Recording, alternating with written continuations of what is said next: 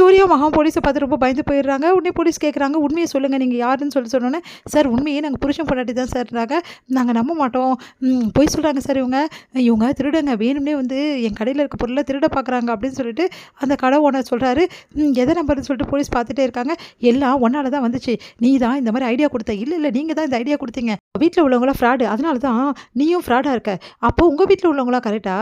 உங்க சித்தி பையன் எல்லாம் கரெக்ட்டா? அவங்க மட்டும் வந்து கரெக்ட்டா இருக்க மாரி பேசுறீங்க. நீ தான் ஃப்ராடு. உங்க வீட்ல உள்ளவங்க தான் ஃப்ராடு. இல்ல நீ தான் ஃப்ராடு." அப்படின்னு சொல்லிட்டு 2 பேருமே வந்து பயங்கரமா மாத்தி மாத்தி திட்டிக்கிறாங்க. "இதெல்லாம் பார்க்க நிறுத்துறீங்களா?" அப்படின்னு சொல்லிட்டு போலீஸ்காரர் சொல்றாரு. "எனக்கு நல்லா தெரிஞ்சு போச்சு. நீங்க உண்மையா ஹஸ்பண்ட் ஒய்ஃப் தான்." அப்படின்னோனே, "எப்படி சார் கண்டுபிடிச்சீங்க?" "பின்ன ஹஸ்பண்ட் ஒய்ஃப் இப்படி தானே சண்டை போட்டுப்பீங்க. இதே வேலையா தான் போச்சு. எனக்கே நிம்மதி இல்லன்னு தான் நான் இந்த பொழப்பு தேடி வந்திருக்கேன். நைட் டியூட்டி வாங்கினேன். இங்கேயும் இதே பிரச்சனையா? அப்பா சாமிங்களா 2 பேரும் முதல்ல கிளம்புங்க." அப்படின்றாங்க. உடனே "இல்ல சார், என்ன சார் திருடங்க விட்டீங்க?" "அவங்களும் திருடங்க இல்லைங்க." அப்படின்னு சொன்னோன்னே, உடனே வந்து காசு கொடுக்குறாரு சூர்யா. "இந்தாப்பா காசை வச்சுக்கோ. நாங்கள் எடுத்த வந்து பீடாக்கு." அப்படின்னு சொல்லிட்டு ஓடி போயிடுறாங்க 2 பேரும்.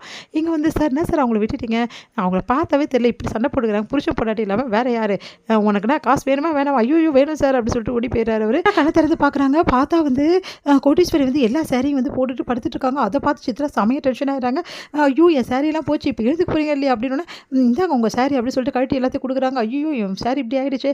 நான் என்ன பண்ணுவேன்? நீங்க போர்வ குடுத்துருந்தா நான் ஒழுங்கா வந்து படுத்திருப்பேன். நீங்க தான் வந்து இந்த மாரி பண்ணீங்க." அப்படின்னு சொல்லிட்டு, "இந்தா உங்க சாரிலாம் கிடைச்சிச்சுல எடுத்துட்டு போங்க." அப்படின்னு சொல்லிட்டு அப்படியே தூக்கி போடுறாங்க.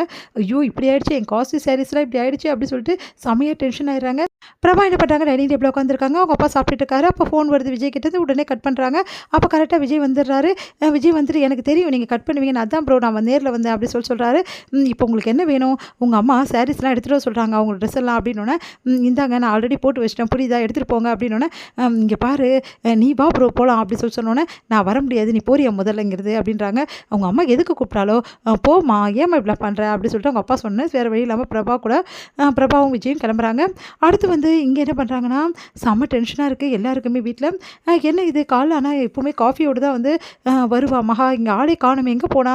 எனக்கு ஒரே தலைவலியா இருக்கு." அப்படின்னு சொல்லிட்டு எல்லாருமே சொல்லிட்டு இருக்காங்க. சரி இன்னைக்கு ஒரு நாள் அவ தான் போடணுமா எப்பவுமே? அவ ஏதோ தூங்கிட்டு இருப்பா. வேற யாராவது போடுங்களேன்." அப்படின்னு சொல்லிட்டு சூர்யாவோட அப்பா வந்து சொல்றாரு. உடனே வந்து சூர்யாவோட அம்மா வந்து, சரி நான் போடுறேன்." அப்படின்னு சொல்லிட்டு அவங்க போறாங்க. அடுத்து வந்து இங்க எல்லாருமே வந்து பார்த்துட்டே இருக்கும்போது கரெக்ட்டா இங்க வந்து இறங்குறாங்க பைக்லேருந்து. நம்ம மகாவும் சூர்யாவும் பார்த்து, ஐய்யய்யோ! எல்லாரும் ஹால்ல இருக்காங்க. எப்படி உள்ள போறது? அப்படின்னு சொல்லிட்டு யோசிக்கிறாங்க. சரி ஏதாவது ஒண்ணு சொல்லி தான் ஆவணும். எல்லாரும் வந்து பார்த்துட்டாங்கன்னா பிரச்சனை ஆயிடும் அப்படின்றாங்க. எல்லாம் உங்களால தான், எல்லாம் உன்னால தான்.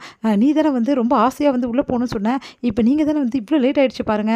நீ ஓவரா வந்து வந்து பீடா போட்டு லேட் பண்ணிட்ட டைம. நீங்க தான் லேட் பண்ணீங்க." 2 பேரும் பேசிக்கிறாங்க. சரி ஓகே இப்ப என்ன பண்ணலாம் அப்படின்னு சொல்லிட்டு ஐடியா பண்ணிட்டு, சரி அமைதியா இருந்துருவோம். பேசினா எல்லாரும் கண்டுபிடிச்சிருவாங்க நம்ம பீடா போட்டத அப்படின்னு சொல்லிட்டு உள்ள போறாங்க. போனோனே எங்க போனீங்கன்னு எல்லாருமே விசாரிக்கிறாங்க. உடனே வந்து மகா என்ன பண்றாங்க, "எனக்கு தெரியாது. அவர் தான் என்ன துணைக்கு யாரும் இல்லன்னு சொல்லிட்டு கூப்பிட்டாரு. அதனால நான் அவர் கூட போனேன்." அப்படின்ற மாரி சொல்லிட்டு ஓடியே போயிடுறாங்க. "அடி பாவி! என்ன மாட்டி விட்டியே?" அப்படின்னு சொல்லிட்டு, "இப்ப நம்ம என்ன பேசுறது? ஒண்ணும் புரியலையே." அப்படின்னு சொல்லிட்டு சொல்றாங்க. "சரி நைட்ல எங்க போயிட்டு வந்தீங்க? எனக்கு தெரிஞ்சு நைட் எங்க பொண்டாட்டிய கூட்டின்னு வெளிய போயிருக்கீங்க. கரெக்ட்டா?" அப்படின்னு சொல்லிட்டு சொன்னோனே, "அதெல்லாம் சரி. ஏன்பா வந்து வீட்ல கார் இருக்குல்ல. அப்புறம் ஏன்பா பைக்ல போன?" அப்படின்னு சொல்லிட்டு கேட்குறாங்க. "அது எப்படி ரொமான்ஸுக்காக போயிருப்பாங்க." அப்படின்னோனே செமையா டென்ஷன் ஆகுது வந்து சூர்யாவோட அம்மாக்கு. உடனே அப்படியே பார்த்து முறைக்கிறாங்க. உடனே சூர்யா வந்து, இப்பலாம் எதுக்கு அதெல்லாம்?